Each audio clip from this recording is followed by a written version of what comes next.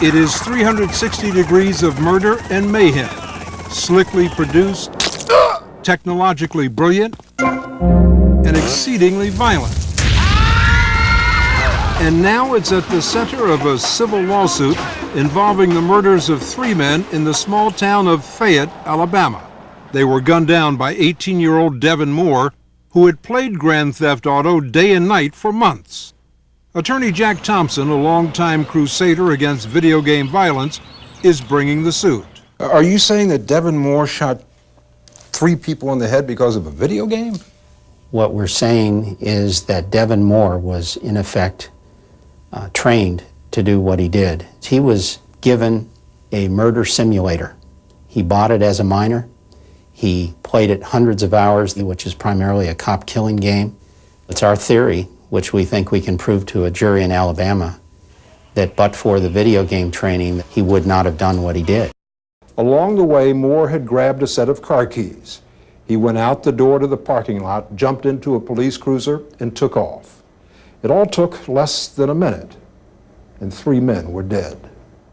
The video game industry gave him a cranial menu that popped up in the blink of an eye in that police station, and that menu offered him the split-second decision to kill the officers, shoot them in the head, flee in a police car, just as the game itself trained him to do.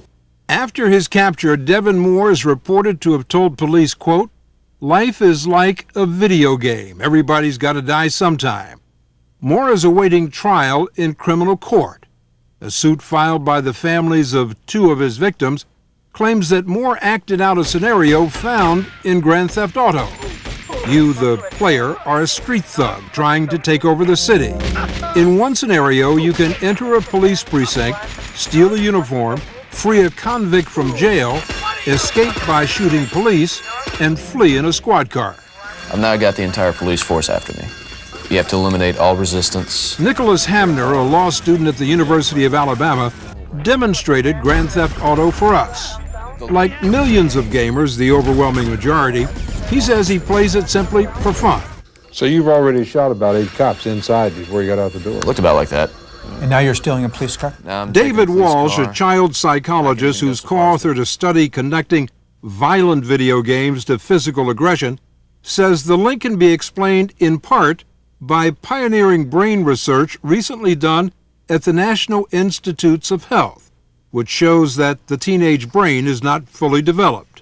Does repeated exposure to violent video games have more of an impact on a teenager than it does on an adult? It does, and that's largely because the teenage brain is different from the adult brain. The impulse control center of the brain, the part of the brain that enables us to think ahead, consider consequences, manage urges. That's the part of the brain right behind our forehead called the prefrontal cortex that's under construction during the teenage years. In fact, the wiring of that is not completed until the early 20s. Walsh says this diminished impulse control becomes heightened in a person who has additional risk factors for criminal behavior. Devin Moore had a profoundly troubled upbringing, bouncing back and forth between a broken home and a handful of foster families.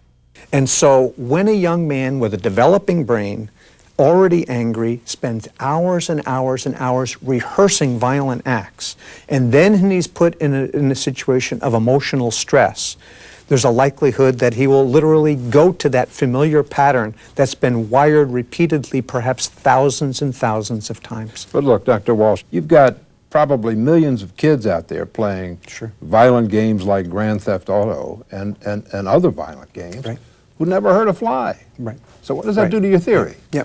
Well, not every kid that plays a violent video game is going to turn to violence, and that's because they don't have all of those other risk factors going on. It's a combination of risk factors which come together in a tragic outcome.